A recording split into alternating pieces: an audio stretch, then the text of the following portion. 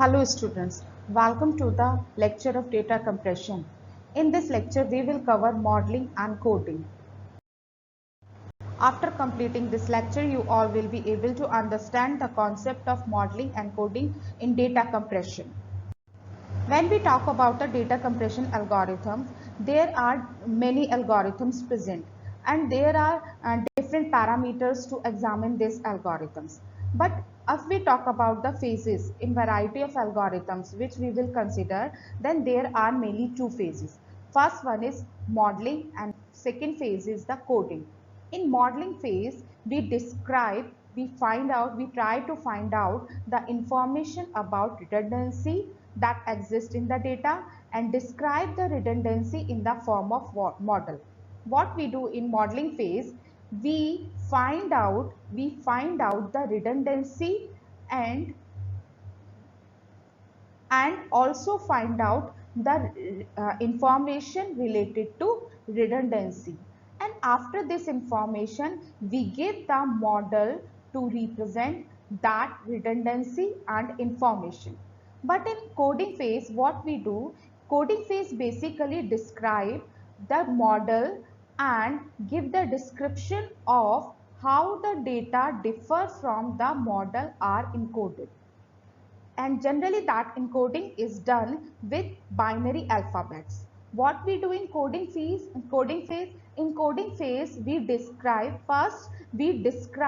give the description about the model which we give in first phase. Description of model, पहले हम अपने model का description देंगे जो हमने फर्स्ट फेज में डिजाइन किया था, एंड इनकोडिंग फेज में हम अपने मॉडल का डिस्क्रिप्शन देंगे, प्लस हम ये भी फाइंड आउट करेंगे, ये भी डिस्क्रिप्शन देंगे कि जो ओरिजिनल डेटा है, सपोज हमारा ओरिजिनल डेटा x है, वो उस मॉडल के थ्रू जो इनकोडेड डेटा है उसमें कितना डिफरेंस है, हमारे ओरिजिनल डेटा में और मॉडल्ड डेटा में कितना डिफरेंस है, and that difference is known as the residual difference. Residual difference, it means in modelling phase हम डिस्क्राइब करते हैं रिडंडेंसी के बारे में, रिडंडेंसी की इंफॉर्मेशन फाइंड आउट करते हैं, एक्सट्रैक्ट करते हैं information. But in coding phase we give the description of that particular model and also find the difference between original data and the data which are modeled or which are encoded with the help of that model. Generally this coding, ये जो coding की जा रही है वो coding हमारी binary alphabets की help से कोडिंग की जाती है.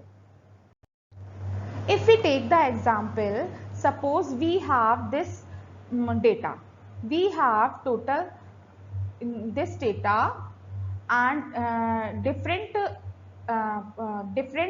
data 9, 11, 11, 11, 14, 13, 15, 17, 16, 17, 20 and 21.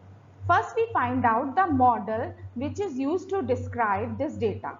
Then if we talk about, अगर हम सबसे पहले बात करेंगे, हम कोई भी मॉडल नहीं ले रहे हैं, हमने कोई मॉडल डिजाइन नहीं करा इस डेटा को इनकोड करने के लिए, कंप्रेस करने के लिए, तो उस हिसाब उसके अकॉर्डिंग देखेंगे तो we need minimum 5 bits to represent this particular data. How?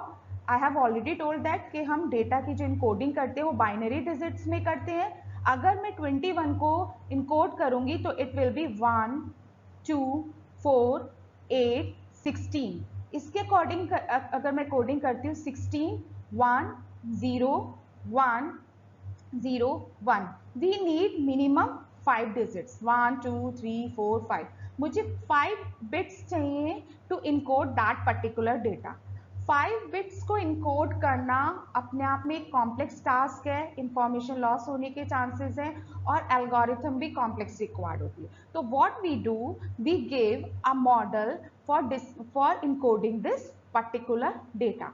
हमने क्या करा, we just plot a graph in which x-axis we take the values of particular data and in y-axis we take the values of particular data, and in x-axis we take the indexes of that particular data, like 1, 1, 2, 3, 4, 5, 6, 7, 8, 9, 10, 11 and 12. we give this x-axis indexes and draw and plot that graph according to this given data and describe and decide this equation will represent our model data. xn is equals to n plus 8. Now अब इसके according जब हम अपने data की encoding करेंगे तो सबसे पहले हम क्या करेंगे, हम डिफरेंस फाइंड आउट करेंगे. हमारा ओरिजिनल डेटा है 9, 11, 11, 14. हम क्या करेंगे, इस इक्वेशन के according as per this given equation हम अपने डेटा को फाइंड आउट करेंगे. कैसे, n की वैल्यू हमने n की वैल्यू हम 1 से स्टार्ट करेंगे 12 तक, क्योंकि हमारे टोटल नंबर 12 है. टोटल डेटा जो है मेरे पास 12 है. n इज और वैल्यू स्टार्ट करेंगे 8 से. सबसे पहले when n is equals to 1, first index पे डेटा आया 9. When n is equals to 2, उस पे सेकेंड इंडेक्स पे डेटा आया 10. When n is equals to 3, 11. When n is equals to 4, 12. When n is equals to 5, it will be 12 plus 8 plus 5, 13. Then 6, 8 plus 6, 14. Then 7, 8 plus 7, 15. Then 8 plus 8, 16. 8 plus 9, 17. 8 plus 10, 18. Or 8 plus 11, it will becomes 19. And when 8 plus 12, it becomes 20. अब हम ये हमारा model data आया.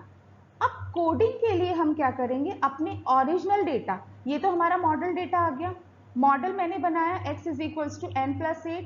इस model के according मेरा data निकल के आ गया. ये इस डेटा में कोई रिडंडेंसी नहीं थी, जबकि गिवन ओरिजिनल डेटा में ये 11, 11, 11 की रिडंडेंसी आ रही थी, लेकिन मॉडल डेटा में कोई रिडंडेंसी नहीं है. अब नेक्स्ट फेज स्टार्ट होता है कोडिंग का. अब कोडिंग के लिए सबसे पहले मैं क्या करूंगी, मैं डिफरेंस फाइंड आउट करूंगी. ये जो गिवन मॉडल है इसके बेसिस पे मैं डिफरेंस फाइंड आउट करूंगी, which is known as the residual difference. Residual difference which is difference between original data and modelled data. Original data और मॉडल डेटा के बीच का डिफरेंस जो है that is the residual difference. तो जब मैंने फाइंड आउट करा, first index is 9, first index पे वैल्यू इज 9, मॉडल डेटा में भी 9 आ रहा है, यानी 9 minus 9, difference is 0. Next 11, next data is 11 and model data की वैल्यू क्या है 10. Difference between 11 minus 10, difference is 1. Next data, next index 3 पे डेटा इज 11. अगेन हमारे यहाँ पे 11 है डेटा और मॉडल डेटा भी मेरा 11 है, तो डिफरेंस हो गया 0. सिमिलरली इंडेक्स 4 पे डेटा अगेन 11 है बट मॉडल डेटा मेरा 12 हो गया, तो 11 माइनस 12 इज आंसर इज -1. तो इस तरीके से जब हमने अपने ओरिजिनल डेटा और मॉडल डेटा में डिफरेंस निकाला तो मेरा रेजिडुअल डिफरेंस निकल के आया दिस वन, 0 1 0 -1 1 -1 1 0 -1 1 -1 1 1. अब यहाँ पे अगर मेरे पास सिर्फ मुझे कितनी डिजिट्स मिल रही हैं, कितनी डिफरेंट वैल्यूज मुझे मिल रही है, 0 1 एंड -1. अब इसको इनकोड करने के लिए मैंने क्या करा, 0 को -1 को मैंने इनकोड करा 0 से, 1 को मैंने इनकोड करा 1 को मैंने इनकोड करा 1 0 से एंड 0 को इनकोड करा मैंने 0 0 से. तो यहाँ पे सिर्फ मुझे 2 बिट्स की रिक्वायरमेंट है, जबकि मैं अपने ओरिजिनल डेटा को डायरेक्ट इनकोड करके कंप्रेस करती हूँ तो I need minimum 5 bits. But अगर मैं अपने डेटा को मॉडल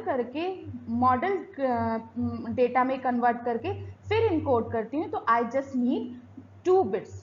तो that's why we required modeling and coding in our data compression techniques, data compression algorithms. If we consider another example, let us consider another example. In this example, I have a sequence of numbers. I have a sequence of number 27, 28, different numbers. Again, I have plotted a diagram. If we plot the graph, so here y-axis has a values These values lies between 27 to 38. So we take from 10 to 40 and the total number of data is from 1 to 13. ठीक है, यहाँ पे हमने data के indexes की value ली, हमने एक graph draw करा, इस ग्राफ के बेसिस पे हम फाइंड आउट कर सकते हैं। ठीक है, अगर हम इस डेटा को इस तरीके से देखेंगे, मॉडल क्रिएट करने से पहले देखेंगे, मॉडल प्रिपेयर करने से पहले देखेंगे, तो यहाँ पे रिडंडेंसी है।